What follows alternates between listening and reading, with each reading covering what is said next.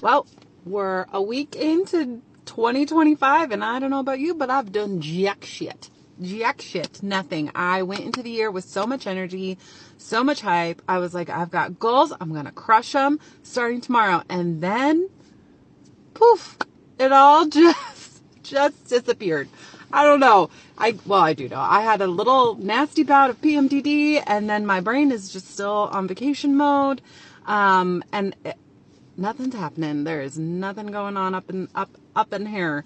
But here are my 5 deceptively simple tips that I have used to get myself out of this in the past. So I thought I would share them with you. I'm using them on myself today. So let's go through them. So 5 super simple tips. I love these because you don't actually need to get out of bed. So if you are still rotting in bed, if you are still sitting at your desk staring into space, being like, yeah, no, nothing's happening up in here. These are really easy. So the first one, we start with gratitude, right? So find something, anything that you can be grateful for. This is going to kind of turn the light bulb on, right? It's going to turn the lights on in our brains and be like, oh, hey, we actually want to be in this life. We want to do things. So we're going to find something good. It can be something really small. It can be like, I am grateful that I have a job to come into. I am grateful that I have a car to get me to where I need to go. I'm grateful that I woke up this morning. I'm grateful for whatever. I'm grateful for my water. I'm grateful for my coffee, whatever it is. Or you can go really deep if you're feeling that. But if you're watching this video, you're probably not there, right? We're scratching the surface right now. We're just trying to wake ourselves back up and get into the good, right? So, gratitude. Gratitude is the first one we're going to do.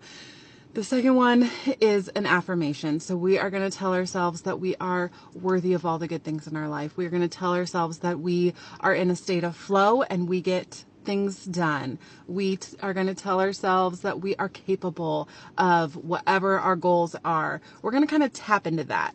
I think specifically right now, it'd probably be good to go back to your goals if you set those for the new year, or if you have something you're trying to accomplish, write an affirmation around that.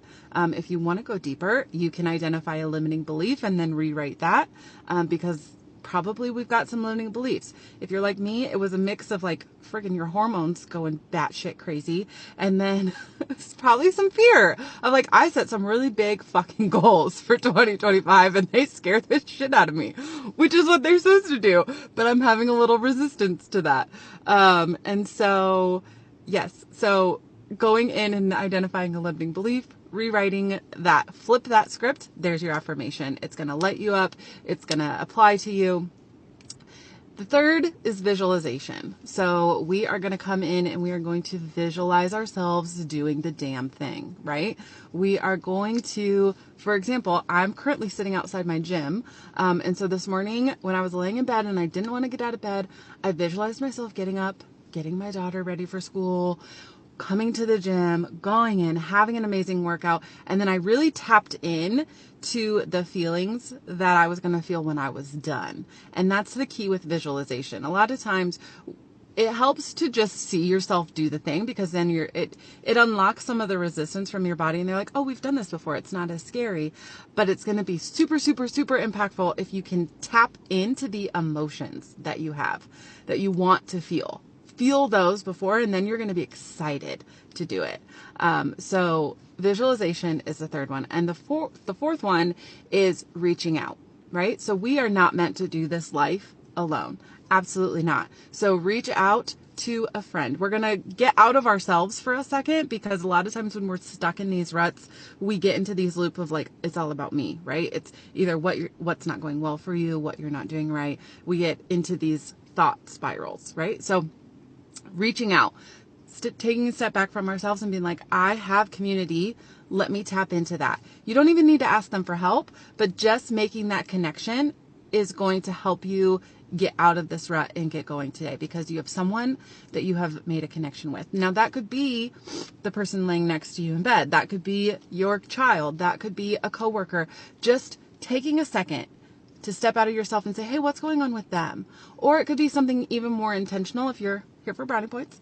But it could be, thinking of a friend that's maybe going through a rough time. Maybe it's setting up that coffee date that you've been planning to do. Maybe it's whatever, reaching out to somebody, returning those text messages that you've been avoiding for days on end. So reach out is your next one. And then the last one is reaching in. And that is just taking care of yourself for a second, right? It's okay to do that. And so reaching in, it could be as simple as I'm going to, get myself a glass of water because you're probably not hydrated. I mean, just odds are you're not hydrated. So get yourself a glass of water. That's your reach in. But it could be going to the gym like I am today. It could be, doing your face care or your, skin care or putting on makeup for the first time. I did that this morning. I was like, I have looked like a gremlin, for a week now. So maybe just some quick mascara is all I need to just that little spark of self-care.